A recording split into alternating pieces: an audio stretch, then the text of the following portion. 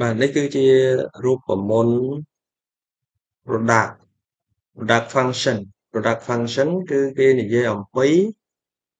ផលគុណអញ្ចឹងយើងអនុវត្តតែម្ដងគឺមានន័យថា2គុណនឹង2000 3គុណនឹង3000ហ្នឹងទៅ7គុណនឹង5000អញ្ចឹងនេះគឺជារូបមន្ត product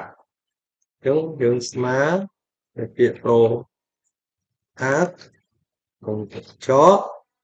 number 1មានន័យថាយើងយកទី1 quantity ចុះនិយាយថា quantity ទៅចុះបន្ទាប់មក number ទី2អញ្ចឹងមានន័យថាលេខទី2អញ្ចឹងគុណនឹងតម្លៃចុះទៀតមកអញ្ចឹងយើងបន្ទប់ចកវិញយើងអ៊ីនបាទអញ្ចឹងយើងបាន1000អញ្ចឹងម្ដងទៀត product for number ទី1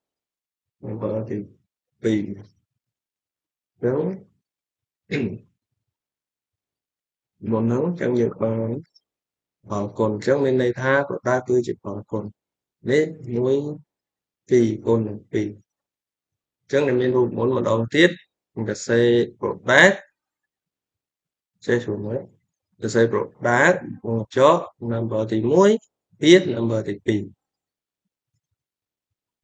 ចឹងនេះបានហើយមួយទៀត product ក៏យើងអាចសរសេរបានដែរគឺយើងអាចគុណតគ្នា1គុណ2គុណនឹង4គុណនឹង3គុណនឹង5បានដែរប៉ុន្តែយើងមិនបាច់សរសេរទៀតទេយើងអាចធ្វើចិត្តបានណា product យើងក៏អាចធ្វើឡើង2គុណនឹង4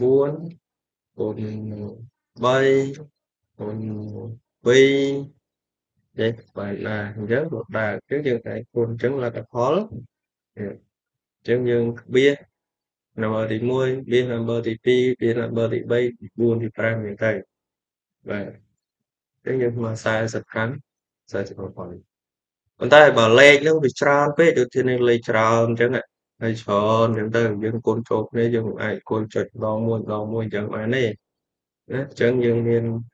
រូបមន្តមួយហើយយើងរូបមន្តដូចគ្នាតែយើងប្រើលក្ខណៈខុសគ្នាវិញអញ្ចឹងយើងប្រើម្ដងយើងប្រើ product ហើយយើង select ពីណាដល់ណាគឺថាលេខជាប់គ្នាអញ្ចឹងណាអញ្ចឹងយើង select ពី number ទី1ដល់ number ដល់កញ្ចក់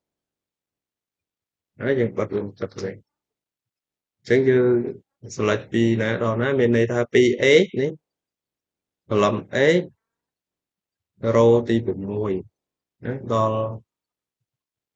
column W row ទី6អញ្ចឹងយើងក៏អាចធ្វើអញ្ចឹងបានដែរ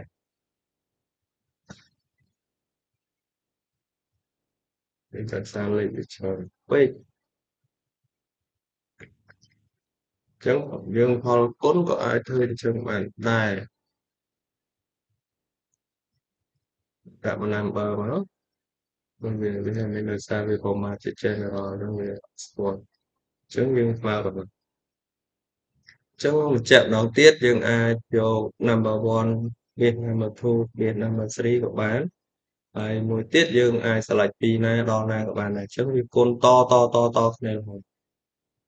ហ្នឹងគឺជារូបមន្ត product អញ្ចឹងម្ដងទៀតសូមមើលរូបមន្តនឹងម្ដងទៀតមានន័យថា product បកមក2ចង់និយាយថាពី number ទីប្រមាណដល់ number ទីប្រមាណដោយប្រើសញ្ញាចុច2អញ្